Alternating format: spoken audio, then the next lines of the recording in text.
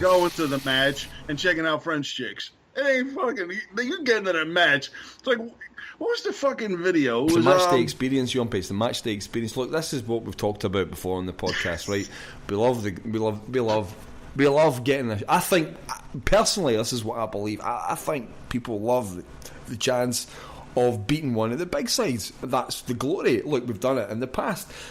And this comes up. We'll go through the game. But just as a synopsis, as far as you were concerned, we were going to get rolled over, right? We were going to get hammered. Did you expect? Yeah. Did you expect that margin of defeat? Did you think it was going to be 7 goals, 6 goals, 7 goals? I was. You want to know the truth? I was hoping for like 4-1, 5-1. I'd have been cool with that. I'm happy we scored a goal.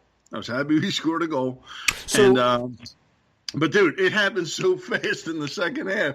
It was just like bing, bing, bing. You're like, oh my fucking God. They might hit double digits on us.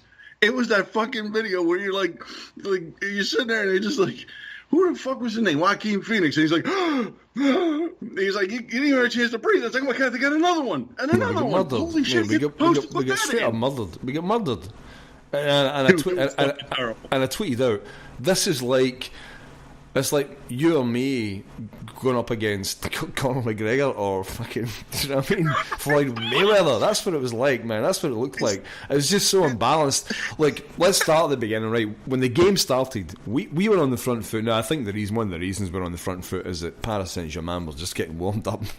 They were just, right, we'll just stretch our legs and we'll just run around a bit and we'll have a look at these guys. And there's the crowd and they're singing away. And, you know, Paris Saint-Germain fans were, you know, it looked like, I must say, it looked like a great atmosphere. I've got to say that. It looked like a great atmosphere. But they were just getting warmed up, you know, stretching out, and it was like, oh, look, they've scored that. Oh, that's not a bad goal. Okay, here we go. And that was it. Bang. You know, and look, we were playing well. We were closing them down. We were pressing. We were making some good tackles. We were you know, for at least the a ball minute. Up there. Yeah, we were doing well. And that, I mean, I'm sorry, Moussa Dembele's goal was fantastic. There's no other way to describe it. It was a fantastic goal. He hit it first time, put perfect swerve on it. Keeper couldn't get to it, and I was jumping around my house, going, "Here we go." But you know what happens when Celtic score it early in a big game away from home against a big side? All you do is annoy them. And I thought, you know what? Here we go. You know what that match was, dude? You know what that match was? That was you getting your hole for your first time, man. That was every dude getting his hole for his first time. It's like you're happy to be in there, your eyes wide open, like we got Musa eyes on. He's just like, when he scores that goal and his eyes look like they're just going to roll right out of his head and shit. And then it was the best 8 minutes of your life. So you stick one in and then you turn around. So let me get this straight. You stick one in and then you turn around and you take it up the arse for 90 minutes. Is that you getting your hole for the first time? That never happened to me when I got mine for the first time. Here we go. I mean, it was over pretty quick. Although, funnily enough, that did happen in France. So that's no lie. I lost my virginity in Paris, believe it or not. That's a fucking true story, by the way. It's come full circle, Yahmpy. That just came full circle. Did you see what happened there? That's podcast magic. Oh my god! Did you see that, man? It brings people together. That's the Moussa Dembele effect. He's got that magic touch. But that was a brilliant goal, and he slammed it in there, man. And I thought, if we can start to press them, if our defence is fired up, if everybody's fired up, we might hold them to a draw at half time. But as soon as Neymar started, you could see what was going on, and you could see the way Boyata and Bitton were playing, and just we were getting lost. We just started to lose it. It all unravelled so quickly, and you could just see the massive gap in performance. You know, that I mean, without going too far into it, really, it's just like, for me, it's just a huge gap in quality. And I know it's been said already, it might be a cliche, but it was just there's a big gap in quality there. Not to say that we weren't at it, and we'll get into the debate that I had with JB on Twitter, but I mean, what was your take on the first few goals that they scored, Yahmpy? I mean, Neymar, we hate him, but you got to take your hat off. He's amazing, right? As much as we hate him. I'm not taking my fucking hat off for anything. And fuck Neymar. fuck that little sister humping fucking little Brazilian bitch. fuck him. And this is why I'm telling you, fuck him. Because those first 2 fucking goals he got were absolute dog shit. And you want to sit there and label that world class and say, I don't know fuck about football? Well, fuck you too, bitch. Here's the thing. Not you, because I'm like, but fuck anybody out there I've never humped my that sister, might so be out of the audience thinking that. Here's why. You ready for that? Because if Craig Gordon, the man who ever since I've stood up for a couple pods ago, has all of a sudden looked like a fucking dude, just kind of like. He had a shite game. No, he looks very fucking average. He looks average. Okay, I was trying to search for the word. He looks average. That first goal, if he was. He might as well wrote Summer on the name on that fucking post. That's how close he was hugging that damn thing. You might want to challenge the shooter and fucking close down the angle a little bit. Nah, instead he's going to fucking put his little side right up there on the post, and he gets beat to the far post across the goal mouth. Yeah. And you have a goal. Now, Lustig could have done better with that, but at the end of the day, that's on the keeper. Keeper has to make. Lustig's never going to catch him. But it's still a save Gordon should have made. I don't even think Neymar. I thought Neymar's reaction to the goal was kind of like part like yay and part like I thought he was going to fucking save it, and one of the runners coming in would have gone and just put the rebound in the box or into the goal coming through the box. He didn't play that as to fucking just like get a shot on goal. He's also taking that shot because even if Gordon dives to his left, it comes right out into the box. Somebody like Cavani's there to possibly pop it back in, but Gordon was fucking too far to his right. So he's not even playing his angles well.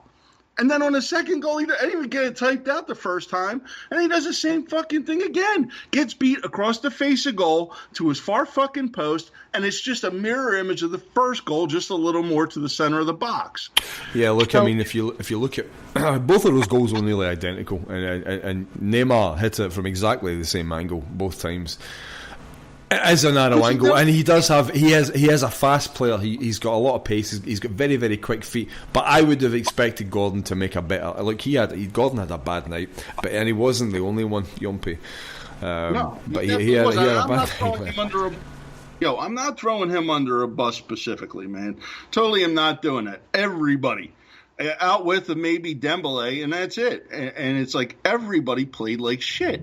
Forrest, he was fucking passing the ball to them left and right. And it's like, you always see guys, everybody was jumping on Forrest, but I always had his back. Well, fuck you. He's sitting there, he's running around like he's trying to beat guys, and he can't, his speed is negated now because he's playing against some of the best defenders in all fucking Europe. And he's trying to run around the defender and it ain't working. He tries to go past him. You're not going to nutmeg the guy, and he's turning the ball over. And he had a horrible fucking game. Everybody had a fucking horrible game out with probably Dembele. And, hey, man, Kieran Tierney even had a rough fucking game, dude. He really did. And this leads me to this guy JB on Twitter, James and Jules. I should say this guy. But the gentleman that I had a discussion with on Twitter. Right. We went to that main point, which was, all you could see with the Celtic team making mistake after mistake, giving the ball away, Gordon having a terrible time. It looked like he was fucking made of wood the way he was diving around. It was like he looked like a mannequin. He had no flexibility. It just didn't look as if he was trying to get to the ball at all. He looked like he was caught in the headlights. So I'm with you on Gordon. When someone has a bad game, they're up for criticism, and I'm afraid that goes right through the whole team, as you say, other than Dembele. But the point that I was making to JB and the discussion that we had was that, look, a lot of these mistakes we're making are forced. You look at the way Paris Saint-Germain were playing off the ball and the amount of space that they were filling, and when you're playing against a team who move like that when they don't have the ball and are pressing you the way that they did, it's really difficult to find a rhythm to your game, and that's what they did. Within about 15 minutes, 20 minutes into that game, less than that. We were not we're not allowed to find a rhythm, and that is something that we have to address now. Whether that is the tactics that Brendan used, and I don't think he started the game with the right tactics or right formation myself. Okay, I don't think he had it right. Dembele by himself, you can't put a guy like that up by himself. Yeah, he's a big strong boy and he's fast, but he was not beating those defenders 1-on-1, 2-on-1, 3-on-1. I mean, you can't do that against Paris Saint-Germain. You need a counter-attacking formation with 2 or 3 players counter-attacking, simultaneously supporting each other, and far too often we see Moussa Dembele up there by himself with no support. It's never going to work. I've seen it before in Europe. You can't. It's so difficult to expect someone like that to take the defense, their defense on by himself. You can't do it. You've got to go. Personally, you've got to go counter attacking, and I don't think Brendan's formation was bang on. Me personally, but that leads me into another discussion on transfers and personnel. One of the Yahmpy, there was a moment in that game that typified the performance for me. You look at Celtic's third goal, and you see Paris Saint-Germain, at least 6 or 7 players in our box, and they did this all night. They were crowding our box with attackers all night, similar to what Bayern did in the 3-0 game. Very, very good, very, very fit, very fast, constantly moving up in and around space, looking for the ball, looking for the rebounds. When the cross comes in, Boyata and Bitton are marking each other, and I mean they're literally standing together like that, like a pair of dummies, and around them are Paris Saint-Germain players spread throughout the box, and the 2 of them are ball watching, so they're standing together like a couple of wee schoolboys waiting for the bus at the bus stop, looking at the ball coming in.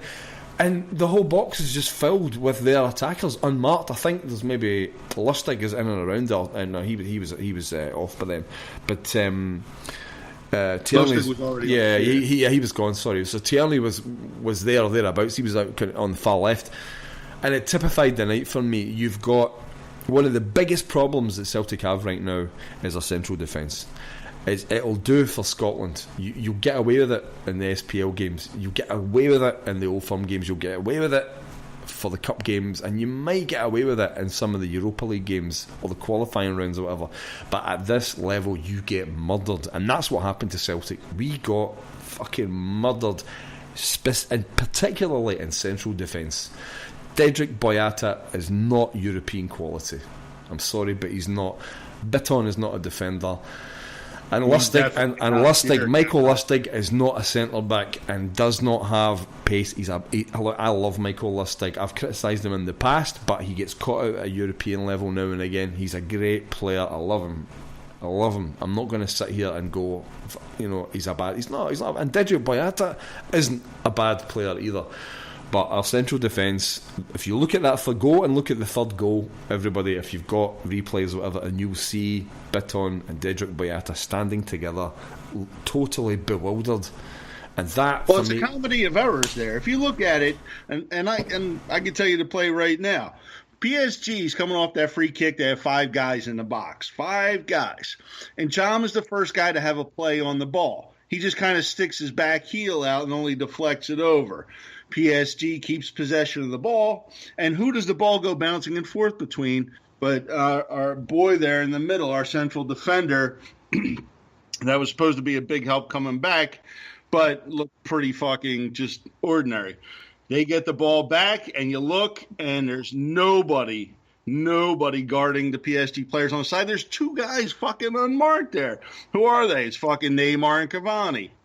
Ball gets played fucking in, goal. Who's standing there? Bitton at the back post. It was fucking terrible, dude. It was absolutely fucking terrible. Yeah. And Tierney's got his arms up in the air like, what the fuck? But everybody's accountable there. Everybody. You have guys all back there defending, and they're all fucking standing around while PSG's playing fucking ping pong with the ball back and forth through the box. They're all accountable. Tierney's back here. Bruni's not doing shit. Bitton's at the back post, just kind of fucking standing there like, oh, well, what's this, a ball? I mean, you have fucking guys that are supposed to be making a difference in here, and they're all just kind of fucking ball watching, man. They're all just, it was everything I was afraid of at the beginning of the match. Yeah. They start to, Yeah, they start to over-respect teams like that, and next thing you know, they're getting run off the fucking pitch. So we get to this discussion, right? We're back. There's a few key areas being discussed here after this game, and I've seen it in social media. I've listened